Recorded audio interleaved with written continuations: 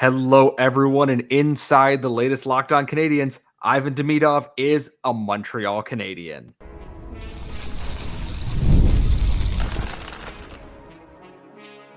You're Locked On Canadiens, your daily podcast on the Montreal Canadiens, part of the Locked On Podcast Network, your team every day. Hello, everyone, and welcome to episode 1099 of Locked On Canadiens, your daily Montreal Canadiens podcast, and that is 1099, which means our next show is 1100. And guess what? You're getting a live show on Saturday after the NHL Draft at 5 p.m. Come hang out. Come get in on the hype. I haven't even introduced myself, but first, today's episode is brought to you by FanDuel. Make every moment more because as the playoffs wind down, the sports stop sportsing like we want them to. But this summer, FanDuel is hooking up all customers with a boost or a bonus daily. And that's right. There's something for everybody all summer long. Just visit FanDuel.com/lockedon to get started. I am one of your hosts. I am Scott Matla. I am talking so fast because I am so excited because this is so much fun. And I keep saying so and enunciating weirdly. I am joined, as always, by my co-host, the active stick, Laura Saba, who handled all of the draft night duties here at Locked On. While I just tweeted and yelled about Celine Dion, which we will get to. Laura, before we launch into everything, we're like at a 17 on the hype scale right now, correct? We are absolutely hyped. Like, how did this draft happen exactly like you and I wanted it to? How did it happen exactly like this? It blows my mind that because we did the Locked On mock draft and at 5th overall, because the Locked On mock draft went way different than the first round of this one went. And we picked TJ Ginla at 5th overall, which was still super cool and great. And then at 26th at the time, picked Michael Hage. The Montreal Canadiens, as of tonight, are leaving the first round. I have, the draft is on mute in the background while we record this because we wanted to get this done. Picked Ivan Demidov at 5th overall, and then selected Michael Hage at 21st overall. And we'll talk about Hage and getting into 21st overall in our second segment. But the biggest thing is here. The first round broke down so perfectly for the Montreal Canadiens. They were getting one of Caden Lindstrom or Ivan Demidov at 5th overall. And obviously Columbus picked Caden Lindstrom. We're very happy for our friends over at Locked On Blue Jackets. Super happy for them. And then getting to the 5th pick, I'm just nervous. I'm like, what are they going to do? I've been jaded by years of drafting from other GMs. And then Ken Hughes gets up there and goes, we'd like to bring up a special guest. I'm thinking, Shea Weber just got in the Hockey Hall of Fame. Saku Koivu's son is in this draft. Carey Price was a 5th overall pick. And they bring out the literal legend herself, Celine Dion, with a full wrestling entrance out of the back in the sphere to announce at 5th overall out of the KHL, Ivan Demidov. And I yelled loud enough to startle the dog, my fiance, and I'm pretty sure the neighbors. I am tingly. I am giddy at the thought of this because this is a pick the Habs absolutely needed. They needed skill, talent, game-breaking talent. They have talent in the system, but this is a different level. And I gotta say, Ian Boisvert in our group chat said it the best. He's like, I don't think I've been this happy since Arturi Lehkonen scored that goal on Saint Jean Baptiste 3 years ago. And it's a big moment for the Montreal Canadiens. You have to acknowledge that. Sorry, Scott, for cutting you off. I wanted to get into it because you and we talked about this. You've coveted him for longer than I have, I think. And the good news is the Montreal Canadiens did too. So after he was drafted, he obviously did a lot of media, and Demidov spoke to Renaud Lavoie, and Renaud confirmed that early in his last season in the MHL, he met with Bobrov. So Bobrov went to Russia and met with him, and then they kept in touch throughout the season, which is not unusual. Like when a scouting staff is interested in a player, the scouts will talk to them throughout the season. In this case, he said that he had a feeling yesterday, and then today he wasn't sure how it was going to go, but he felt pretty certain yesterday that Montreal was going to pick him if he were available at that time. And we'll talk about surprises in a little bit. But he seems very, very focused on coming to Montreal as soon as his contract is over. And I honestly, for me, like this is a player that had a lot of skill, that has a lot of skill. He could be one of the most skilled forwards in this draft. And the fact that he was available at 5, I think, we all kind of knew that Caden Lindstrom was very much a Columbus Blue Jackets pick. Like, I don't think the Columbus Blue Jackets hid at all that he was the one they wanted. And he was also most likely to be available. It was really Demidov that was not likely to be available, but Chicago had fallen in love with their guy, and we got really lucky with that. And then Anaheim went way off the board, and we got it's not, I feel bad because we talked about Beckett Seneca here, and we said he shouldn't be picked at 5th. Like he would be a good pick, but just not as high as 5th. And then he went 3rd overall, and nobody, including himself, thought that was going to happen. The Beckett Seneca thing, I'm like, it's very funny in the moment, but it's also heartwarming watching it that it's like that he goes, what the F? Like that's super cool to be that, have that happen to you. It's like, you're not responsible for a team picking you. You could be the last ranked prospect and if a team picks you 1st overall. It's stunning. That set in motion everything for the Canadiens. And I thank you, Anaheim. Thank you so much for this. I'm just so stunned that this actually happened because for years that they would have made the Canadiens would have been the ones picking a Beckett Seneca or maybe reaching on a Carter Yakimchuk in this draft. And they ended up with a guy that by most outlets was the 2nd best skater in this draft. The lowest I've seen him ranked is number 3 based on everything Elite Prospects has put together. 60 points in 30 MHL games this year. 23 goals, 37 assists. He only played 4 KHL games. There's some weird politics happening between the club and player here because he said he doesn't want to sign an extension. Right. So the good news is that timeline is moving up now, and that you may see the demigod in Montreal sooner rather than later, potentially without the whole Michkov mystery here. Kent Hughes said when he was asked, this is a player we've liked for a long time. This is a totally different situation than Michkov last year. They loved this player, and I think they saw a lot of what they liked in him. And boy, when I look at his MHL numbers and everything, it's not hard to see why. And I did want to point out that 60 points in 30 games is historic. And I think, Kent Hughes, really, I think in this way, he was so calm about it. Like he was so, we didn't hear this time like we did before. There were so many rumblings and rumors and people talking. And then, the fan base was up in arms. We were arguing, et cetera, et cetera. We did hear about, like Slavkovsky the day before. We did hear about Reinbacher a little bit earlier than he was drafted. But with Montreal, like we were all just kind of like, how are they going to pull this up? How are they going to pull this off? How are they going to pull this off?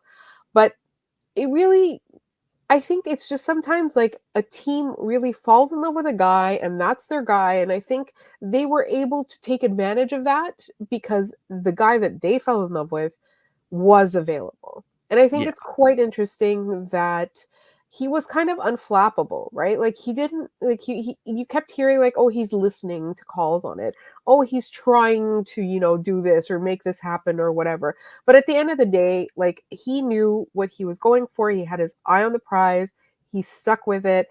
And the player himself too, like he seems really happy and excited to be a Montreal Canadien. And we haven't even gotten to the point where like, where does he fit in this team's future? Like now, like they've got such upside in 2 of their wingers that it really blows my mind. And the biggest thing is here, this is extremely something that everyone should know. He currently does not have a Canadian visa, and he will not be here for development camp. And because the KHL season starts earlier, he will likely, very, very likely, not be here for rookie camp as well, which is unfortunate, but that's always been a case with the Canadiens and players on KHL contracts. They've been very respectful of that. We went through this with Romanov and now Bogdan Kodyushkov, that this is not unheard of for them. So the hype does not stop with Ivan Demidov tonight, though. The Canadiens moved up earlier in the day to pick at 21st overall, and we're going to get into that pick coming up next. But first, as I said off the top of the show, today's episode is brought to you by FanDuel. And I love sports, and I love them so much, I never want them to stop. I would watch sports all day if I could. But the playoffs are winding down and over in many sports, and we've got fewer games, and the sports aren't sportsing as much as I would like them to. But FanDuel lets me keep the sports going whenever I want, because all I have to do is open the app and dream up bets any single time I'm in the mood. And this summer, FanDuel is hooking up all customers with a boost or a bonus daily. That's right. There's something for everyone, every day, all summer long. So head over to fanduel.com/lockedon and start making the most out of your summer with FanDuel, the official sports betting partner of Major League Baseball and us here at Locked On.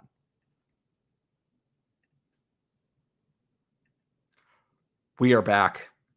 And the Canadiens kept us busy today, and that we weren't quite sure what was going to happen with everything going on. I was out walking the dog this afternoon, and what I immediately saw was the Canadiens have made a trade, and I went, which player have they traded for now?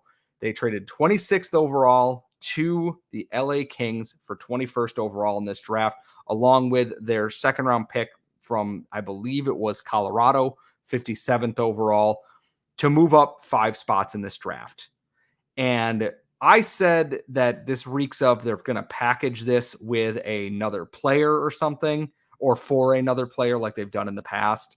And instead, nope, the Canadiens sat on the pick and they waited. And Kent Hughes said, this is the guy we targeted and why we moved up to 21st overall. And at 21st overall, our mock draft pick from 26th overall here in the Locked On mock draft from the Chicago Steel, centerman Michael Hage, a player that I really, really, really like. 75 points in 54 games last year, 33 goals, 42 assists, committed to the University of Michigan starting in 2025. And despite being from Toronto, sorry, I should rephrase, from Mississauga, I don't know if they need differentiation on that like a lot of other places do. He grew up a humongous Montreal Canadiens fan because of his father, whom he lost earlier this year. And because of that, this is maybe something that makes it a little bit more special, I think, for him and for the Canadiens as well. And it is an emotional pick. And I think what's interesting is that, as soon as, like you said, as soon as that trade happened, we thought, all right, he's packaging it for something. And he was actually he was on the phone before he made that pick. But this was a player that they definitely wanted. And I think what I like most about this player is how dynamic he is. He does have that hockey intelligence. He does have that ability to shoot and to pass. He does, his skating. I know some people don't think it's super. It's one of his strengths, let's say, or one of his major strengths. But usually when we talk about a player like this, he's got this game graping, whatever graping is, game breaking talent. And then he's got this hockey intelligence, and the knock on him is always his skating. But in this case, the skating isn't so bad. No, and we're going to have people come on to talk about this because there are actual experts out there who can know this, but he's another bet on upside skill. And I want to grab a quote here from the Elite Prospects Guide, like the Bible for this sort of thing. Hage is a dynamic rush attacker combining inside drives, flashy dekes, and give-and-go playmaking. A crossover burst gets defenders' feet moving. Then he looks for vulnerabilities, fakes wide, cuts in, and accelerates to the net. That sounds like a player I want on this team. This is a team that is going to get a lot more creative very, very quickly here. That you're going to combine him with a Slavkovsky, who is developing a playmaking talent. Joshua Waugh, who is becoming a very crafty player in his first pro season. Caulfield and Suzuki, who have rounded out their games. Plus Kirby Dach and Alex Newhook. and other players that are coming up into the system. Plus, who knows who else they draft? They're getting Lane Hudson on the blue line with this, which is, again, bets on creativity and upside. And I'm just so awestruck. And the biggest thing is here, quite literally, is none of these guys are small. And I'm not against a size thing at all in this.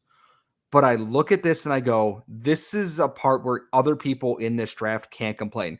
They couldn't pick Lindstrom. He was picked before them. And Demidov is just that much better. Right. I look at where Hage was. Yeah, there might have been big, tall defensemen and everything, but we didn't need that when you have a guy who's 6'1" in his own right, almost 200 pounds, and is growing and had such a dynamic back half of the season after he had shoulder surgery, who wants to be a Canadian, who wants to be a Montreal Canadian because of his father.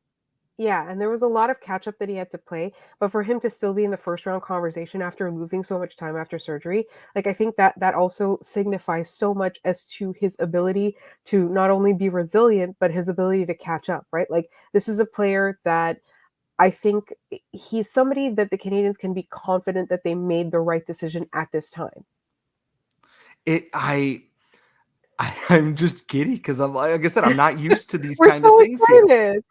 And this reminds me, and I'm gonna take a little bit of a reach here, but bear with me on this journey a little bit. When the Canadiens picked Cole Caulfield at 15th overall, there were a handful of players available at that point that all would have been good picks. One of which was Alex Newhook and Peyton Krebs. We thought maybe Cam York might drop into there because Philadelphia would have picked him, but they didn't because they're stupid, which is fine.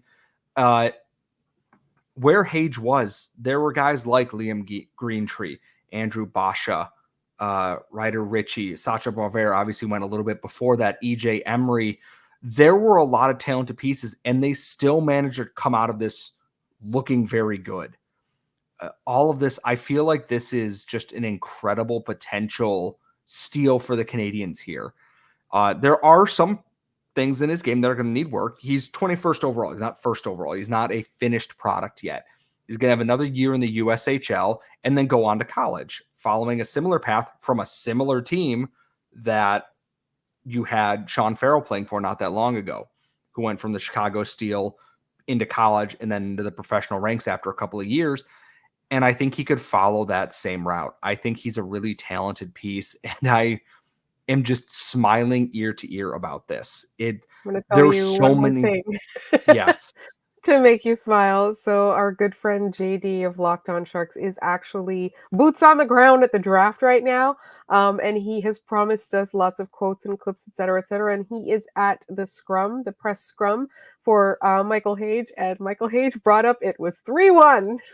I have never loved a prospect more, except for obviously all the ones you fall in love with on a regular basis. Yeah, I know. It's absolutely, it's going to be a problem. It's anyone who brings up it's 3-1 while being a Ontario-born player and a Canadiens fan is immediately getting a big, big thumbs up from me. We should put out those photos and quotes very quickly on Twitter. We're not quite done yet. I know that this segment's a little bit shorter. I do think that so far this first round, and we will do a full, breakdown on the draft live on Friday or Saturday at 5 p.m. live show. Come hang out. We're going to have guests. We're going to have announcements and other stuff. We will do a full draft breakdown for the Monday episode as well for all of you. We will have experts on, and then we know it's free agent frenzy, but there was so much going on. We promise. But right now, I'm giving this an A+. I have no choice but to do that. The Canadiens absolutely made the most of their picks and moved up. Just an outstanding first round. Laura, your parting thoughts? No, apparently he also speaks French, as you said. Perfect French, no less, apparently. Yes. So we are excited about Michael Hage. Like, he's somebody that honestly didn't really come onto our radar until very late this season. And I personally, I think the Canadiens scored an A+++++ on their first round. Hopefully, and I know we're going to talk about that in a second, hopefully they do not rain all over it tomorrow.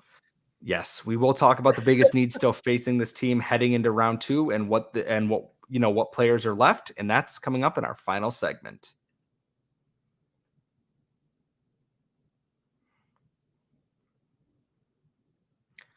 So I actually should look at the live running draft board because I obviously have been as we've been Excitedly talking talking here. about what the Canadians have been doing.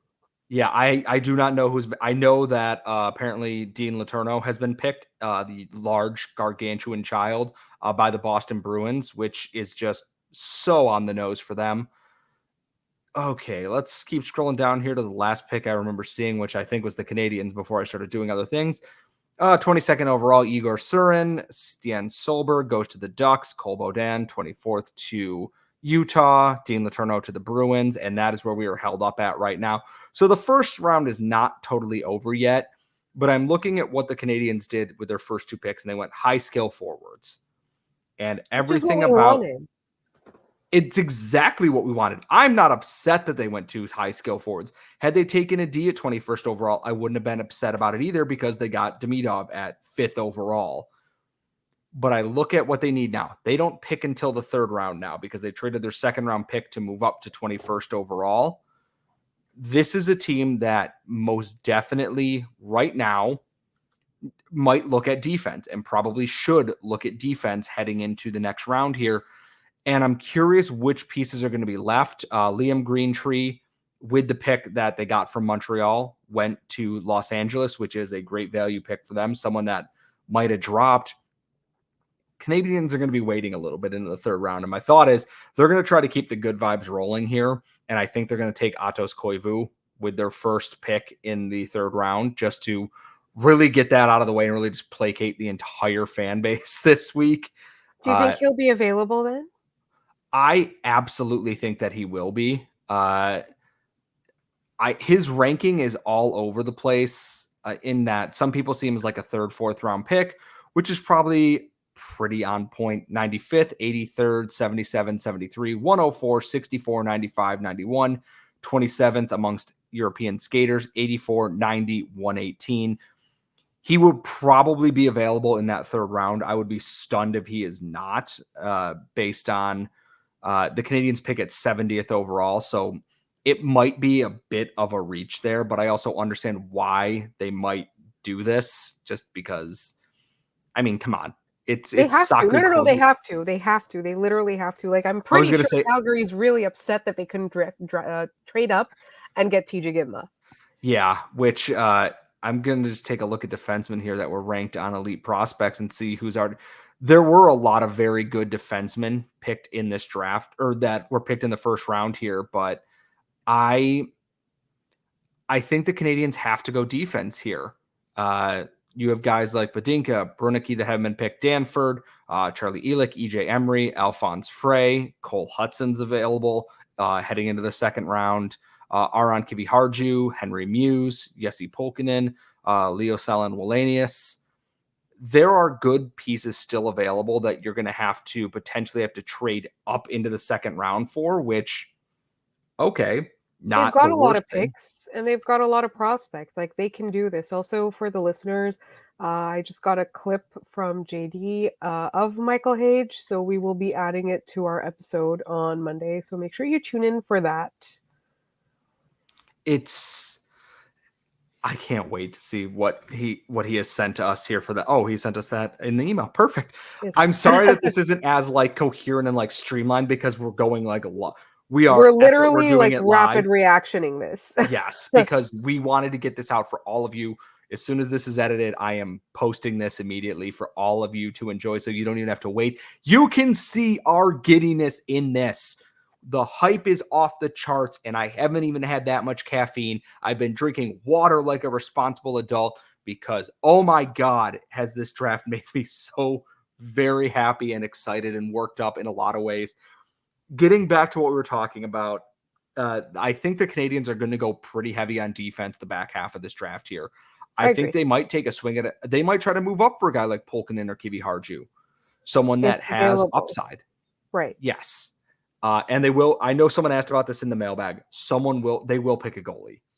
No goalies have been picked yet. I don't think there were any first round talent goalies on the board, but I absolutely believe the Montreal Canadiens are picking a goalie at some point here. They might pick them in the third round. They have, I believe, 3 third round picks. One of those will probably become a goalie. 6 total left after the trade. which cool, make the most of it. One of those will probably be Atos Koivu. One of those will probably be a goalie. Hopefully one of them is DF. I just think that that's the way they're going to go. But if they want to take this entire draft being like, well, he's got flaws defensively, but look at all this offensive skill, I am absolutely okay with that. I'm okay with packaging some of future picks or, tertiary roster players to move into that second round.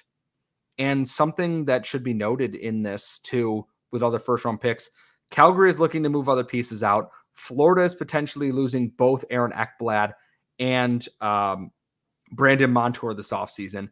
So that first round pick from Calgary in the Monahan trade seems to be improving that even if Calgary is terrible next year and has a lottery pick, Florida's losing two pillars potentially on their back end because they can't afford to sign both of them, which should make their season worse, which is great news for next year's Canadiens. And no player trades.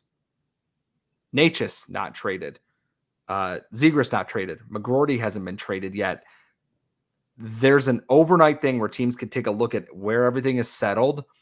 And I think that if the Canadiens are going to trade for any of these pieces, that move's going to happen during free agency. And they're going to move picks and let their draft picks settle and then make moves. But I definitely think that it's out there. Like, this is a thing that's going to happen at some point. I don't know if it'll be Montreal, but I absolutely believe that this is something that's going to be coming.